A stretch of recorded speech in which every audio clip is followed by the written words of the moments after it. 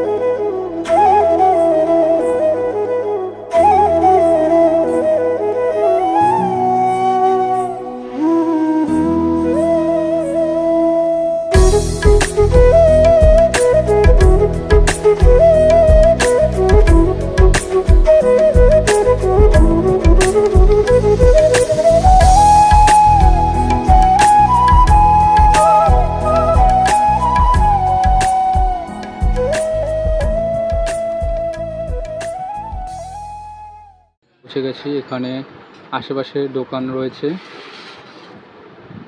আর সবথেকে বড় কথা এখানে টিকিট মাত্র 3 টাকা। এই তোমরা দেখতে পাচ্ছ নবদ্বীপ জলপথ, নবদ্বীপ ফেরি, স্বরূপগঞ্জ হুলোর ঘাট। চারিপাশটা খুব সুন্দর পরিবেশ। কাকু কে জানে কি দেখছে।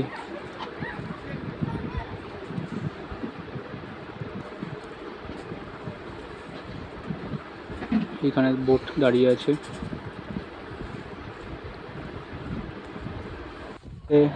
দাঁড়িয়ে বিড়ি ধরাচ্ছে। আমার কি, আমি তো চারিদিকের পরিবেশটা এনজয় করছি। ওয়াও, কি সুন্দর।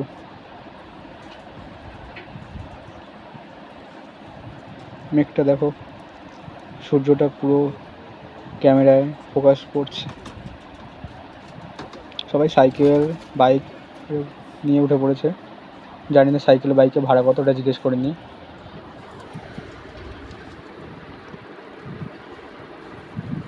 এবার ওরা দাঁড়িয়ে আছে, ওরা উঠবে।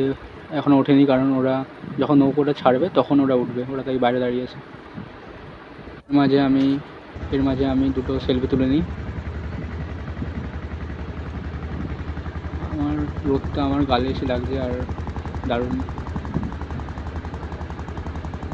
ফোকাস করছে। নৌকো এখন ছেড়ে দিয়েছে।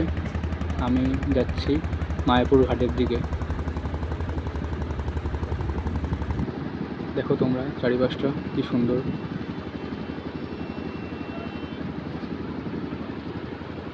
কত লোক। আমাদের বোটটা মায়াপুর ঘাটের দিকে যাচ্ছে, আর ওই বোটটা মায়াপুর ঘাট থেকে হুলোর ঘাটের দিকে যাচ্ছে। মানে মায়াপুর ঘাট না, দুটোরই নাম হচ্ছে স্বরূপগঞ্জ হুলোর ঘাট। অ্যাকচুয়ালি যেহেতু ওটা মায়াপুরের দিকে, তো ওই জন্য ওই ঘাটটার নাম মায়াপুর ঘাট, আর এটা স্বরূপগঞ্জ হুলোর ঘাট। সবাই তো রোদ, মানে তোমাদের মনে হচ্ছে যে এটা মানে সবাই ছাতা মাথায় দিয়ে আছে। মানে রোদটা খুব প্রচণ্ড রোদ। মানে ক্যামেরায় হয়তো বোঝা যাচ্ছে না, কিন্তু রোদ হচ্ছে অনেক বেশি, একটু বেশি রোদ ছিল। আর গরমও প্রচুর পড়েছে।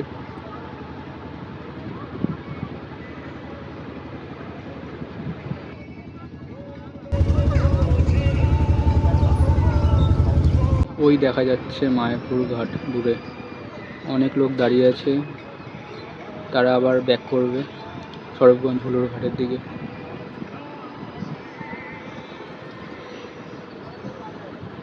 নৌকা এখন দড়িয়ে দেবে, আমরা তারপর পারাপার হব।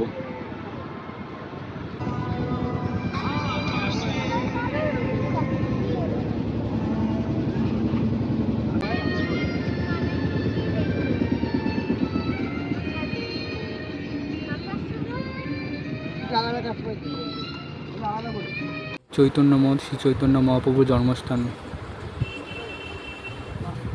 তো আমি এখন যাচ্ছি টোটো খুঁজতে, কারণ আমি তো এখন অনেকটাই দেরি হয়ে গেছে, আর আমার লাঞ্চ করাও হয়নি। সেই আমি বাড়ি থেকে বেরিয়েছি 11:30, আর এখন বাজে 4টে। তো আমি মন্দিরে ঢোকার আগে একটু লাঞ্চ করে নেব।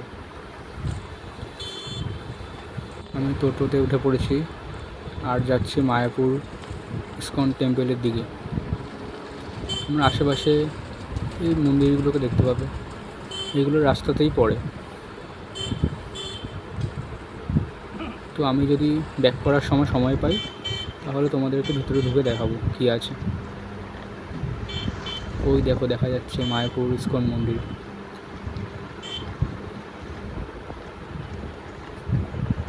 ওটা অনেক বছর ধরেই তৈরি হচ্ছে।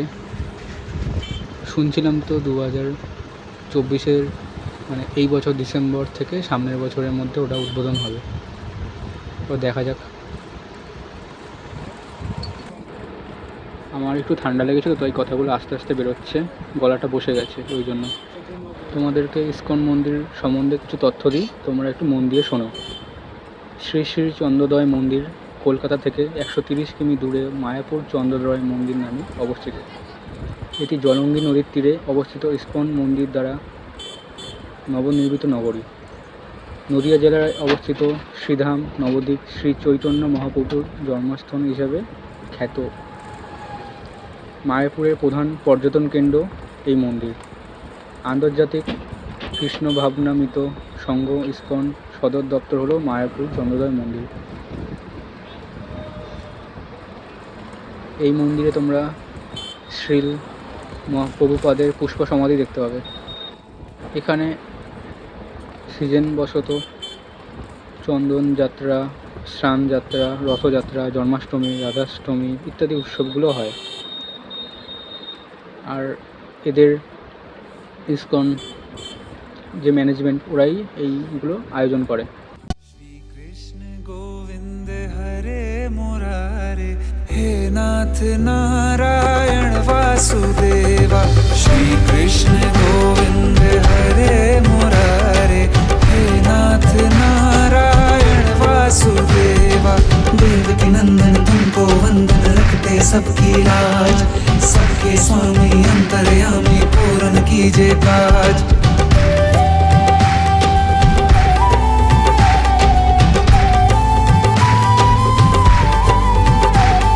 लीला परंपार तेरी तू माखन चोर कहावे, भवसागर से सबकी नैया तू ही पार लगावे। भक्तों का सहारा तू बांसुरी वाला, मथुरा के बसैया ओ नंद के लाला। तेरी भक्ति में नाचे सब ताता भैया। श्री कृष्ण गोविंद, श्री कृष्ण गोविंद हरे मुरारे हे नाथ नारायण वासुदेवा। हे नाथ नारायण। এখন আমি যাচ্ছি লাঞ্চ করতে। এখন বাজে 4টা, আর আমি এখন লাঞ্চ করতে যাব। লাঞ্চ করে মন্দিরে ঢুকবো। আর আমি হয়তো মন্দিরের ভিতরে কুপন পাবো না, তাই আমি বাইরেই কিছু খেয়ে নেব। আর এখানে সব ভেজ থালি, যাই পাবে ভেজ। আমি মন্দির থেকে কিছু দূর এগিয়ে একটা দোকানে ঢুকে গেছি।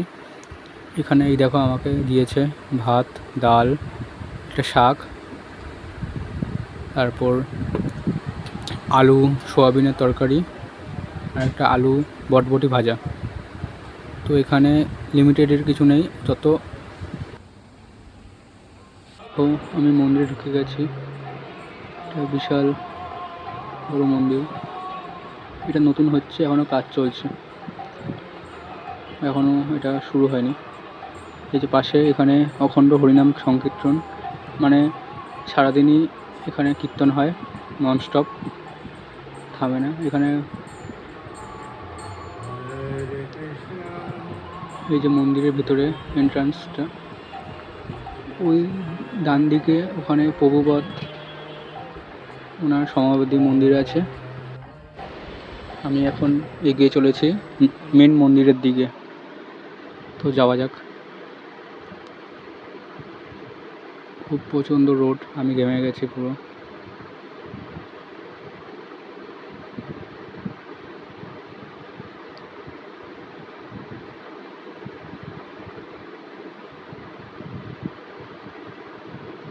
এখানে থাকার ব্যবস্থা আছে, এখানে আগের থেকে বুক করতে হয় থাকতে গেলে। এই বাদিকে যেটা দেখছো,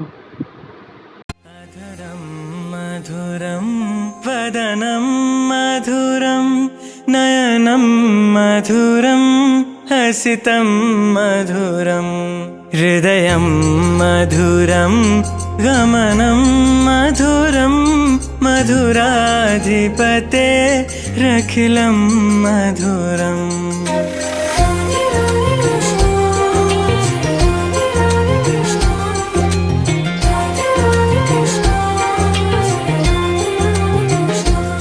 अधरं मधुरं वदनं मधुरं नयनं मधुरं हसितं मधुरं हृदयं मधुरं गमनं मधुरं मधुराधिपते रखिलं मधुरं मधुराधिपते रखिलं मधुरं वचनं मधुरं चरितं मधुरं वसनं मधुरं वलितं मधुरं चलितं मधुरं भ्रमितं मधुरं मधुराधिपतेरखिलं मधुरं मधुराधिपतेरखिलं मधुरम्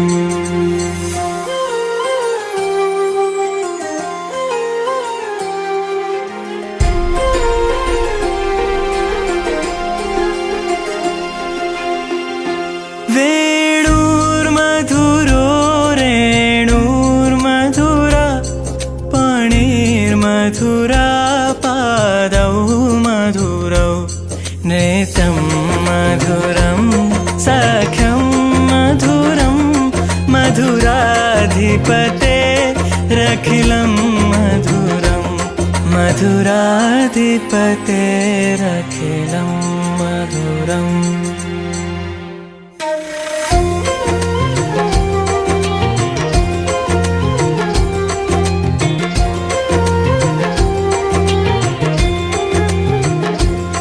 गीतं मधुरं पीतं मधुरं भुक्तं मधुरं सुप्तं मधुरं। তো এখানে তোমরা দেখতে পাচ্ছ চক্রভবন, গদা ভবন, গদা Prasadam hall, Bhakti Vedanta booth, car parking, medical, main gate, সমাধি মন্দির, মানে ওই শ্রীলা প্রভুপাদের সমাধি মন্দির। তো কোনটা কোথায় আছে অ্যাডও করে দেখিয়ে দিয়েছে, তোমাদের বুঝতে সুবিধা হবে। তো যাওয়া যাক।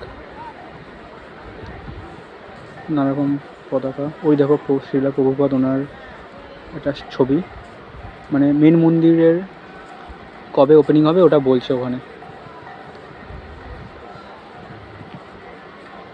গ্র্যান্ড ওপেনিং অক্টোবর 2023, মানে ওই ডিসেম্বর 2024 থেকে 2025-এর মধ্যে হবে। মানে এখনও তো ওপেনিং হয়নি, কারণ এখনও ভেতরে ঠাকুর কিছুই নেই।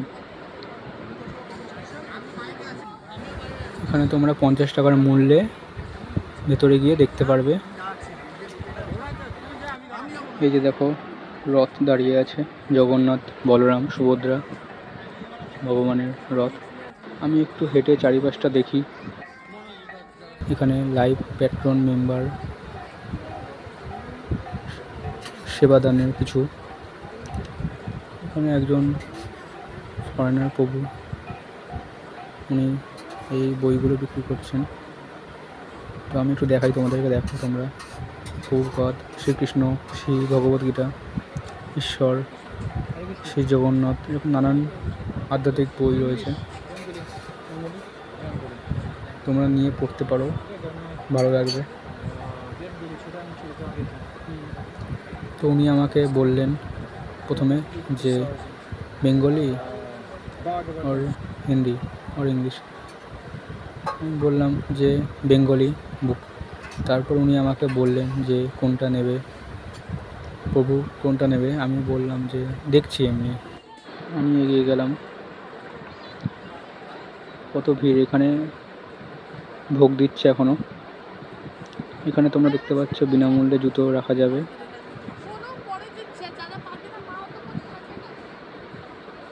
আর একটু এগিয়ে যাই, এখানে তোমরা ফোন জমা রাখতে পারবে। ফোন জমা রাখতে 10 টাকা করে নেয়। এবার আমি জানি না 10 টাকা নেয় না আরও কম নেয়, আমার তো দুটো ফোন ছিল, তাই আমি 10 টাকা লেগেছিলো আমার। আমি যখন জমা রাখলাম, আমি কিছুক্ষণ বাদেই জমা রাখবো, যখন মন্দিরে ঢুকবো। তার আগে একটু চারিপাশটা ঘুরে আসি।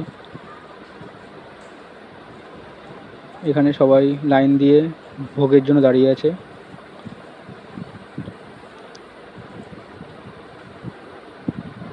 সুন্দর পরিবেশ, ওই দেখো কি সুন্দর গাছ। এখানে সবাই বসে আছে, গল্প করছে। আমিও যাই, একটু গিয়ে বসি। আকাশটা একটু মেঘলা আছে, বৃষ্টি হতে পারে।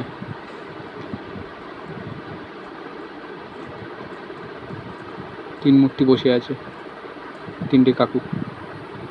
ওই দেখো সবাই বসে আছে। এখানে পিকনিক করছে বলতে গেলে, ছোট করে।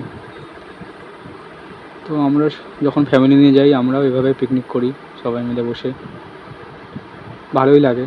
কিন্তু আমি একা এসেছি, আমি তো একা পিকনিক করতে পারবো না, তো আমি বরং ওদের পিকনিক করাই দেখি। আমার চুলের কী অবস্থা হয়েছে ঘেমে ঘেমে। কি সুন্দর পরিবেশ, মনে হয় এখানেই থেকে যাই। ওই দেখো আকাশ কি মেঘলা, বৃষ্টিও নেমে গেছে, ফোঁটা ফোঁটা বৃষ্টি পড়ছে। জোরে বৃষ্টি হলে তারপর দেখা যাবে। একটু হাঁটি, দেখি, ঘুরি। বৃষ্টি নেমে গেছে, আমি ভিডিওটা বন্ধ করি আপাতত। আমি তোমাদেরকে তখন আর দেখাইনি, ভিডিওটা আর অন করিনি, ব্লগটা, কারণ আমি মন্দিরে ঢুকেছিলাম। আমি এখন মন্দির থেকে বেরিয়ে পড়েছি, আর এখন সন্ধে হয়ে গেছে। এখন বাজে ঘড়িতে 6:30। আমি মন্দিরে আরাধনা, আরতি এইগুলোই দেখছিলাম। আর মন্দিরের ভিতরে দোকানও রয়েছে, যেখানে তোমরা অনেক কিছু কিনতে পারবে, যেমন জাপা ব্যাগ, তারপর মধু, গোলাপ জল, মানে ঠাকুরের বা পুজোর সামগ্রী থেকে শুরু করে সব কিছু। তারপর নানা রকম শঙ্খ, আরও অনেক কিছু আছে মন্দিরের ভেতরে, মানে রিজনেবল প্রাইসে তোমরা পেয়ে যাবে। তো সেটা তো আমি তোমাদের দেখাতে পারিনি, তো তার জন্য তোমাদের আসতে হবে মায়াপুরে, আর এসে দেখতে হবে নিজের চোখে।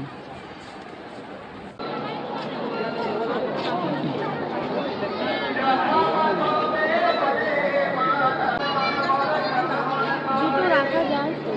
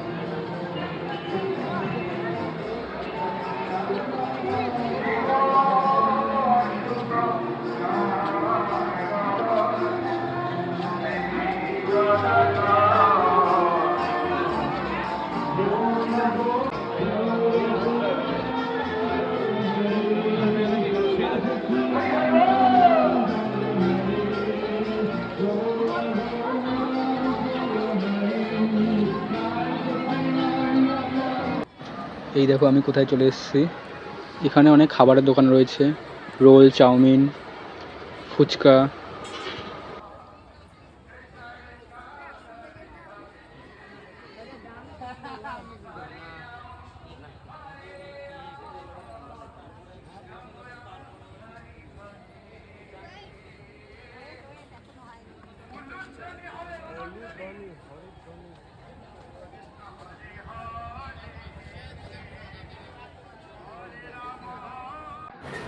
এখানেও তোমরা ব্যাগ, ফোন জমা রাখতে পারো, তার ব্যবস্থা আছে। এই দেখো কত লোক। এখানে লেখা আছে দয়া করে জুতো রেখে মন্দিরে প্রবেশ করুন, মহাপ্রসাদম। এখানে মন্দিরে পুজো দিতে গেলে প্রসাদ কিনতে পারো। এখানে Gauranga super mart and travels দোকান রয়েছে। এই দেখো তোমাদেরকে আমি প্রাইসগুলো দেখানোর চেষ্টা করছি যেটুকু পারি। অনেক জিনিস রয়েছে এখানে, দেখো তোমরা, আমি আর বললাম না কি কি রয়েছে, তোমরাই দেখো। এই দেখো আমি ফুচকা খাচ্ছি, এখানে 10 টাকায় 4টে ফুচকা দেয়, আর ওরা ফুচকাকে এখানে প্রসাদই বলে।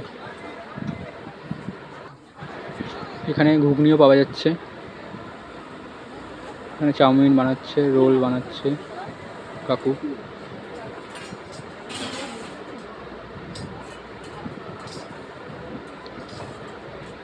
দেখো তোমরা, বাচ্চাগুলো খাচ্ছে। এই দেখো এখানে অরেঞ্জ গোলা এগুলো পাওয়া যাচ্ছে।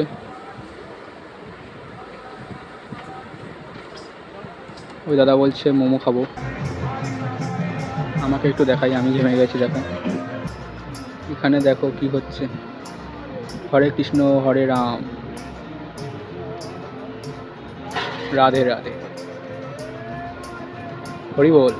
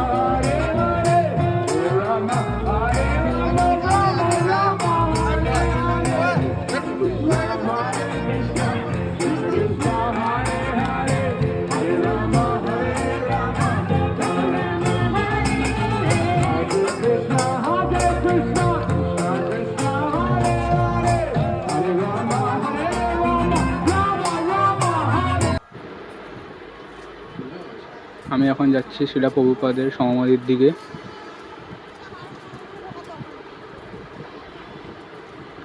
তোমরা দেখো কি সুন্দর মন্দির।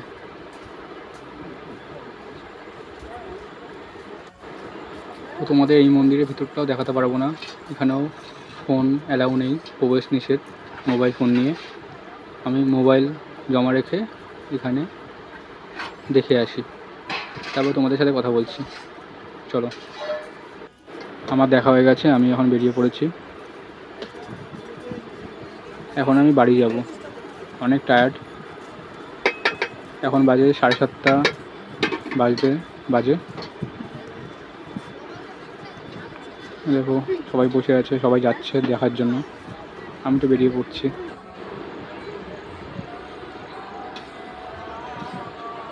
আমি বেরোনোর সময়ও দেখি এখানে কীর্তন হচ্ছে নন স্টপ, এখানে সবসময় কীর্তন হয়,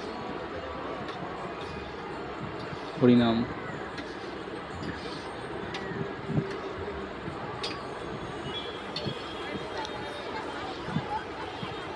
মন্দিরের বাইরেটা তোমাদের আরেকবার দেখাই,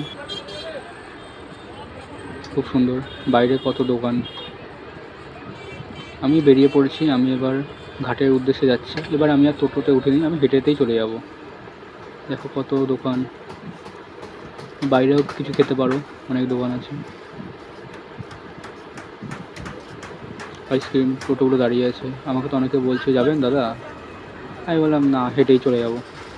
একটু তো রাস্তা, বেশি দূর না, 1 কিলোমিটারের মতন হবে মন্দির থেকে ঘাট, মায়াপুর ঘাট। ব্যাগের দোকান, অনেক দোকান রয়েছে, খাবারের দোকান, শাড়ির দোকান। রাস্তাটা অনেকটা চওড়া আর খুবই পরিষ্কার রাস্তা, কলকাতার মতন নয়। রাস্তাটা পরিষ্কার, একটু আধটু পড়ে আছে পাতা পুতা, কিন্তু রাস্তাটা পরিষ্কার, ধুলোবালি নেই অত। ভিডিওটি ভালো লাগলে চ্যানেলটিকে সাবস্ক্রাইব করে দিও আর আমার পাশে